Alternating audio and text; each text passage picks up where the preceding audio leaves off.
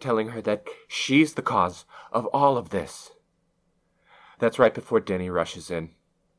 Denny rushes in for his passionate 55-second performance, and he leans over Johnny's dead body and he weeps.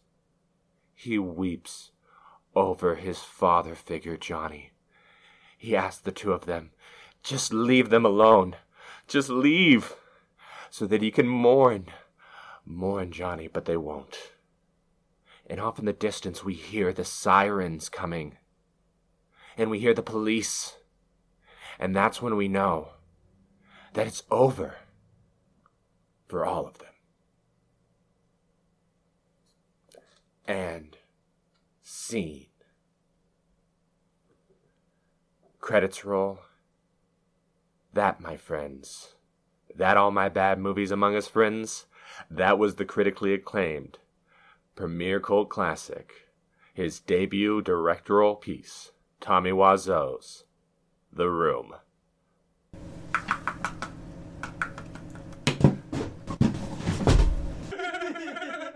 Alright, so before we can get on to our bad movie review, we've got a little bit of extra trivia here for you.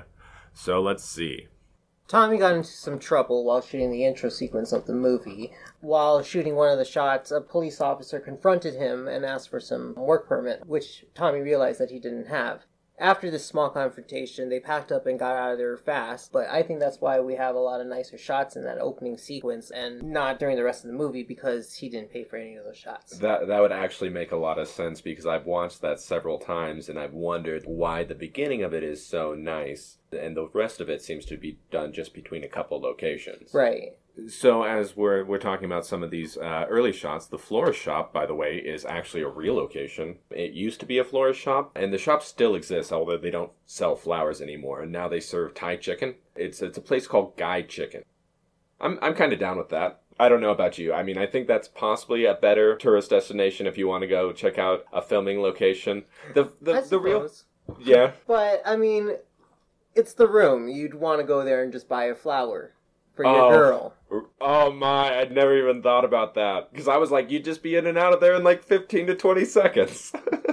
Right? Right. Yeah. No, that would be pretty amazing. Oh my gosh, right? You get a flower for your girl from the florist shop from The Room. Right. That's pretty epic. So Tommy didn't know that the dog in the shop was real, by the way. He had to ask if it was real because it was perfectly still the entire time. So I guess part of Denny's weird behavior might be because he was supposed to have some sort of mental disorder, apparently. Yeah. Tommy said that Denny's character was actually supposed to have a mental disorder, which supposedly explains some of his weird behavior, but the actor who played him, Philip Haldeman, was never aware of this. Like, never told about this during the filming or anything like that. By the way, scotchka is a fan term for the liquor they drink. It appears to be scotch, but it clearly comes out of a Polish vodka bottle. Juliette Daniels did not want to do another sex scene with Tommy Wiseau. Generally, sets are closed during nude scenes, but Tommy insisted on the entire production being an open production, so during the first sex scene with Johnny and Lisa, it was an open set, which it might be part of the reason she didn't want to shoot another sex scene with him, along with the fact that the sex scene was over 10 minutes long. Gross. Yeah. Speaking of gross, all those shots of Tommy's butt. Like, you remember that scene where he's, like, screwing Lisa's belly button? Yeah, the positioning's horrible. The film editor, Eric Chase, tried to convince Tommy to remove all of those scenes that involved his butt because it terrified his wife so much. Aren't those actually still in there, though? Yeah, they are. So, I guess Tommy won. Right, Tommy always wins. So, I've commented on the music here in this sex scene. It's I Will by Wyman Davis. Wayman Davis? Wayman Davis. It's I Will by Wayman Davis, and it's awful. It's super bad. And I don't mean to, like, ditch on Wayman Davis, but it doesn't seem like he's produced, like, a lot of music, so there's also that. But apparently, there was other musical artists that were considered for the scene. Do you know who? Oh, I feel like it was Ariana Grande or something like that. Totally. It was like some big names, right, that were considered for the scene. I don't know if Tommy had the budget for them, so there's... Probably not. Yeah, there's definitely that question, whether it actually had the budget to do them. But Tommy also famously chose the Wyman Davis piece... Wayman Davis piece, because he didn't want other people to outshine his scene. Well, again, Another win for Tommy. Right, another win for Tommy. But did you know that "Oh Hi" was used 9 times during this movie? Oh, that's awesome. "Oh Hey" was used 7, and Super Best Friends, it was used 7 times. Or Best Friends, it was used 7 times. There's more than that. A lot of idioms that are used throughout the movie, like, "I don't want to talk about it," is used by Lisa so many times. Well, like, I saw all these short little Denny scenes, and I started becoming fascinated with, like, these 7-second Denny scenes. So I actually, I counted them all, timed them, and there are 15 different scenes with Denny in it. Right. In a film that has arguably 28 scenes, in my opinion, but according to the script, there's 27. But he only appears for 11 minutes and 40 seconds of screen time, which is not much considering he's actually in over half the scenes in the movie. Well, you know the reason why he's in all the scenes. All cast members, per Tommy's rules, had to be on set at all times in case he wanted to throw them into the shot. It's just so ridiculous, too, because not only did all cast members have to be on set, but there was apparently, like, a whole bunch of understudies for everybody? Yeah, I think everybody in the main cast had an understudy. So everybody, I guess, actually had multiple understudies in the main cast. Oh, really? Yeah. Well, that would explain Peter, too. Peter gets recast later on with who? Steven. But then he gets renamed. True. But he keeps all the attributes of Peter. Is Steven a psychiatrist? He acts like a psychiatrist, but I don't think they actually get into it in the movie. Indeed. They don't even mention his name during the film. Steven? Yeah, the name's never actually mentioned. You have to look it up. Yeah. Totally. So Tommy didn't want any foreign languages in the film. He refused any common French words, which are defined as the man or woman to whom one intends to marry, respectively. But I'm being told that out of respect to Tommy, I'm not allowed to use any of these words in the podcast either, in any capacity. And I will instead have to use the replacement terms that Tommy himself created, future husband and future wife. I've also done my best to scrub any offending French from this episode of the podcast, as per strict directions by Alan. Tommy still seems to have an issue with foreign language in his film, by the way, because he won't even allow the room to be dubbed into any other languages besides English, even in countries it's required by law. But also, that recalls to mind one scene that I remember. It was a scene towards the end where Greg and Tommy are throwing football in the park. Mm-hmm. And at one point during filming, Greg said a French word, and Tommy got real mad and tackled him to the ground and started to beat him, saying, "No French! No French words!" Oh my gosh. I don't know what the obsession is with it either. Right. Right, because, like, his last name is Wiseau. Which is French for bird. With the W, yeah, because it's Ozo or something. I'm not positive on how to pronounce it. Right. It's an O there instead of a W. So, reportedly, the character of Mark at one point was supposed to be an undercover cop, right? And that might explain some of his story about, like, a girl being assaulted. That's also apparently why in the beginning of the movie he's wearing the sunglasses. Indeed. Right? Because that signifies he's a cop. Okay. Right, because he's undercover. Right. Right? So, but I do think the undercover cop thing is kind of interesting in, like, reference to the scene where he just tells that story about the girl being beat up on Guerrero Street. Maybe he was just an undercover cop. Maybe he's just sitting around on this rooftop thinking about old cases that pertain to him and this affair that he's been getting into with this girl and how it relates to these old cases. And I don't know how the assault really relates to that in context. Well, I mean, the 594 pages that Tommy wrote had to go somewhere. So the line "You're tearing me apart" was, I guess, directly inspired by the movie The Talented Mr. Ripley. No, actually, it's from Rebel Without a Cause. Oh, it's from Rebel Without a Cause? Yeah, James Dean says it. Oh, really? Okay. But Tommy was really inspired by The Talented Mr. Ripley. I think that's what got him interested in acting. And isn't Matt Damon in that movie? Oh my gosh, yes he is. Yes, he is.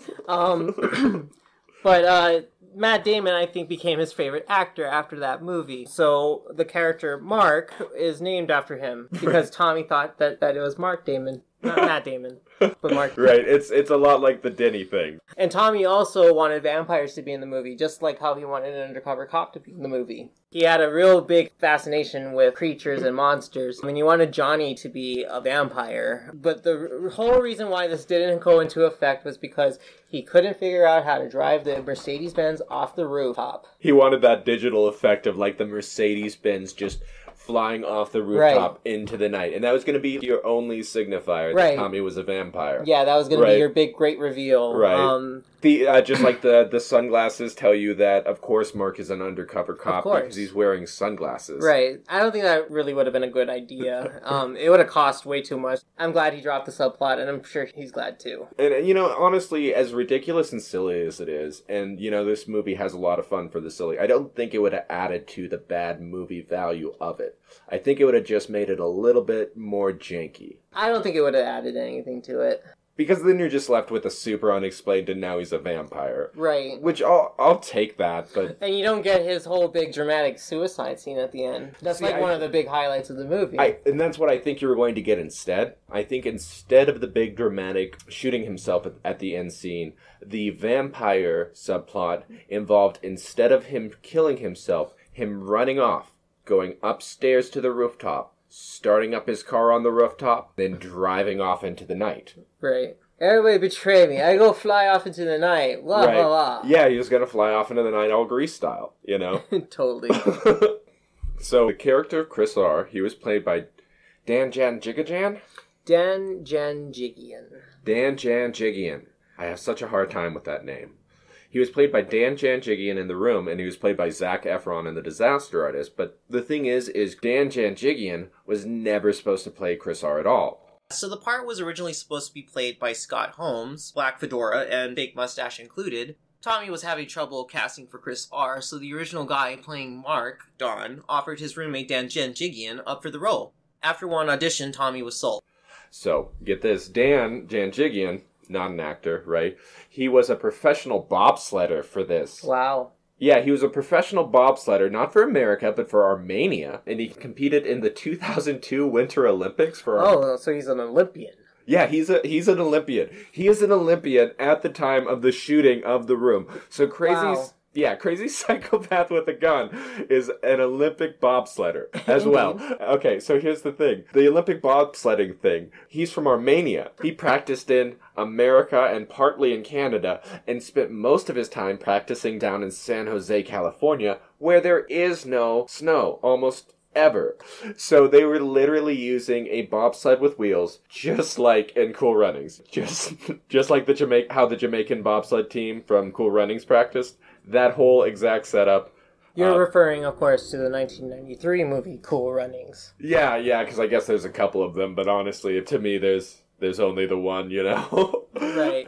So the role was originally cast for Dan's roommate, but Dan's roommate convinced Tommy Wiseau to give him the role, and Dan was really excited to have this role, this really minor role in this really movie. And so he decided to just go entirely all into it. He decides he's going to be like a method actor, and he stays in character all the time on set. He never leaves character. So Complete method, just terrifying the entire cast and crew of the production. He's also appeared in 2 other non-room related movies, which, one sec, let's see which those are. Which are Takeout, which is about a guy eliminating fast food chains. Yeah, I don't know. It's not. That might be a future watch. We'll see. We'll look into it later for you. The other one is Iron Angels. Iron Angels? Something. It's a weird spelling. Regardless, Dan Janjigian isn't really playing any role in any of these movies. I think Chris R. is probably his most prolific role. Because the other ones, he's just playing jock and construction worker. So get this. In addition to Dan Janjigian being an Olympic bobsledder, he also ran a campaign for a Democratic seat in the U.S. House of Representatives. It was ultimately unsuccessful, but yeah. I can't remember what he does professionally now, but he's a successful dude. Don't forget that one episode of Wheel of Fortune he was in. So, speaking of going back into other actors' careers, I looked into Greg Sestero's career. He apparently has been in a lot of things that I've already watched. He's been in The Haunting of Bly Manor, which is only like a couple years ago, where he played the fiance character to the grown-up version of the little girl in the show. And he's always in the present-day shots of the movie whenever they're telling the story. He's also been in Retro Puppet Master, so my Full Moon fans out there. He played young Andre Toulon, the creator of the puppets. So I'm excited to go. Cool. Yeah.